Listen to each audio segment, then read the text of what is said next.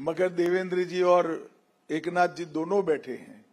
देवेंद्र जी का पहला कार्यकाल, एकनाथ जी और देवेंद्र जी का संयुक्त कार्यकाल और देवेंद्र जी का ये लगभग समाप्त होने वाला 1 साल, ये मिलाते हैं तो महाराष्ट्र को एक नए सिरे से, नई ऊर्जा के साथ, नए दृष्टिकोण के साथ, दूरदर्शिता के साथ डेवलप करने का काम किया। आज देश की सबसे बड़ी इकोनॉमी महाराष्ट्र की है। सबसे अधिक एफडीआई महाराष्ट्र में आता है और इनफ्लो में 39% हिस्सा महाराष्ट्र का है। सबसे ज्यादा विदेशी पर्यटक महाराष्ट्र में आते हैं। सबसे ज्यादा स्टार्टअप महाराष्ट्र में है और देश के स्टार्टअप में महाराष्ट्र के स्टार्टअप का हिस्सा 25%, मतलब हर चौथा स्टार्टअप महाराष्ट्र का है। भारत का सबसे बड़ा बंदरगाह और एक प्रकार से कंटेनर डेपो की बात करें तो एशिया का सबसे बड़ा बंदरगाह अब वाधवान में महाराष्ट्र में बनने जा रहा है। सबसे ज्यादा, बहने ज्यादा ताली बजाए जरा, सबसे ज्यादा इनकम टैक्स रिटर्न भरने वाली माताएं महाराष्ट्र में हैं। महाराष्ट्र बुलेट ट्रेन की योजना में आज लीडिंग स्टेट बन गया है। देश का सबसे बड़ा निर्यातक राज्यों में एक महाराष्ट्र है। औद्योगिक उत्पादन में महाराष्ट्र 15 साल से 1 से 3 में ही रहा है। और मुंबई, मैं जरूर कहना चाहूंगा मित्रों, मुंबई एक प्रकार से मेरे जैसे व्यक्ति को डर लगता था कि मुंबई का आने वाले दिनों में क्या होगा। बढ़ती जाती आबादी, पुराने जर्जर घर, झोपड़पट्टियों का अंबार और ट्रैफिक की समस्या का कोई रास्ता नहीं सूझता था। मैं मेरे साथी महाराज के मुख्यमंत्री देवेंद्र जी को बहुत बहुत बधाई देना चाहता हूं। यहां देवेंद्र जी की पहली सरकार बनी। कुछ ही समय में ऊपर उस वक्त मोदी जी की सरकार बन चुकी थी और मुंबई के समस्याओं के समाधान के लिए, शायद किस एक शहर की समस्याओं के समाधान के लिए 7 लाख करोड़ रुपए का इन्वेस्टमेंट मोदी जी के नेतृत्व में मुंबई शहर के लिए। मैं आज पूछना चाहता हूं, हमारी जो कामकाज के तरीके पर टीका और टिप्पणी करते हो, किसमें विजन है? कितने साल आपके पास महाराष्ट्र रहा? क्या किया आपने? महाराष्ट्र छोड़िए, मुंबई की समस्या के लिए क्या किया?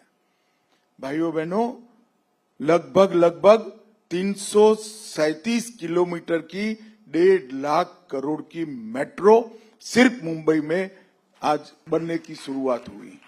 अटल Setu 17,000 crore, coastal road 13,000 crore, Bandra Versova sea link 11,000 crore, Versova Virar sea link 55,000 crore, Virar Alibag multi modal corridor 60,000 crore, Sewri Worli elevated corridor 1294 crore, Thane coastal road 2535 crore, Sanjay Gandhi national park tunnel 16,000 crore, ऊर्जा मार्ग 3,000 करोड़, नैनो परियोजना, मुंबई इंटरनेशनल एयरपोर्ट नया जो बन रहा है 19,646 crore, western dedicated freight corridor 3,780 crore, Mumbai Ahmedabad high speed rail 1,08,000 crore, Vadhavan port 80,000 crore और पुनः विकास की योजनाएं 23,000 करोड़।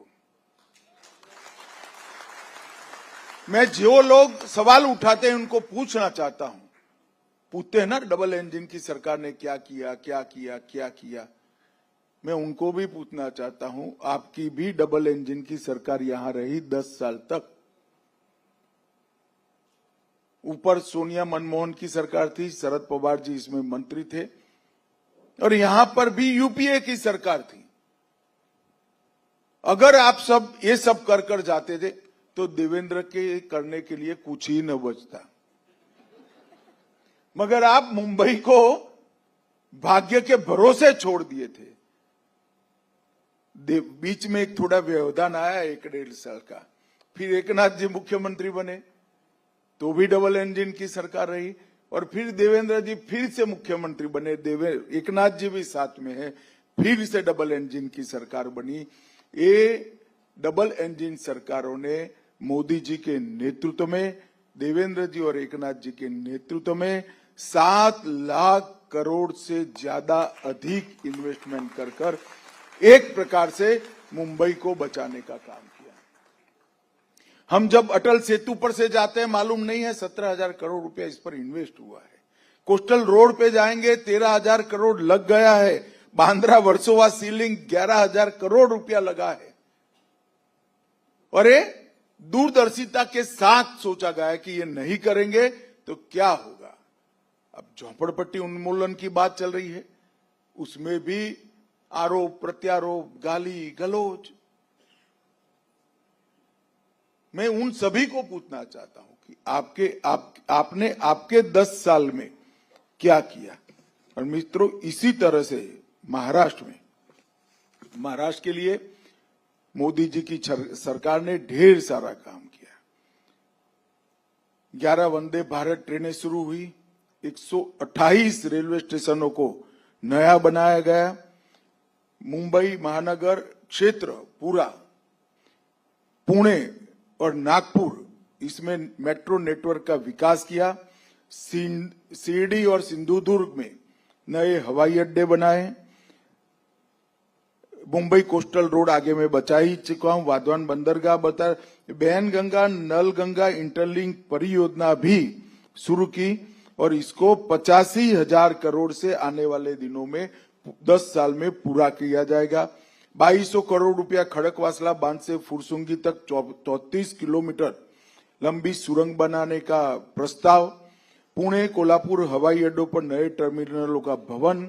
200 करोड़ से पालघर में बहुउद्देशीय बंदरगाह। 13,000 करोड़ के निवेश से टाटा पावर के साथ 2800 मेगावाट का बिजली का कारखाना। लॉजिस्टिक पार्क 673 करोड़ की लागत से। विदर्भ के सूखाग्रस्त क्षेत्र के लिए 11,000 करोड़ की परियोजनाएं। 11 औद्योगिक कॉरिडोर जो करे, इसमें से भारत सरकार ने 3 महाराष्ट्र को दिए। मोदी सरकार ने दीघी पोर्ट औद्योगिक क्षेत्र को भी मंजूरी दी। 60,000 करोड़ से समृद्धि महामार्ग बनाया और 12 टेक्सटाइल पार्क में से 7 महाराष्ट्र को दिए। देश में कुल 12 टेक्सटाइल पार्क बने, उसमें से 7 महाराष्ट्र को दिए। वर्धा, हिंगोली, लातूर, ठाणे, पुणे, सांगली और कोल्हापुर। मित्रों, मैं जब राजनीति की शुरुआत की थी तब महाराष्ट्र के अंदर किसानों की आत्महत्या को देश भर में इसकी चर्चा होती है क्या, क्यों महाराष्ट्र में इतने किसान। कई कमीशन बने, कई रिपोर्ट हुई, कई सरकारें आई और गई। पहली महायुति की सरकार आई, हमने जलयुक्त शिवार बनाए, और अब दूसरी बीच में एकनाथ जी की सरकार आई और अब तीसरी सरकार आई। हमने विदर्भ और मराठावाड़ के लिए जो चंद्रगुप्त मौर्य के समय से सूखाग्रस्त क्षेत्र है, इसको कभी सूखा न पड़े ऐसे क्षेत्रों में परिवर्तित करने के लिए हमने इन्वेस्टमेंट करने की योजना बनाई है मित्रों। तब जाकर किसानों की आत्महत्या समाप्त होती है। न एग्रीकल्चर पानी के बगैर चल सकता है, न इंडस्ट्री पानी के बगैर चल सकती है, और एग्रीकल्चर और इंडस्ट्री नहीं चलती तो ट्रेड का सवाल ही पैदा नहीं होता।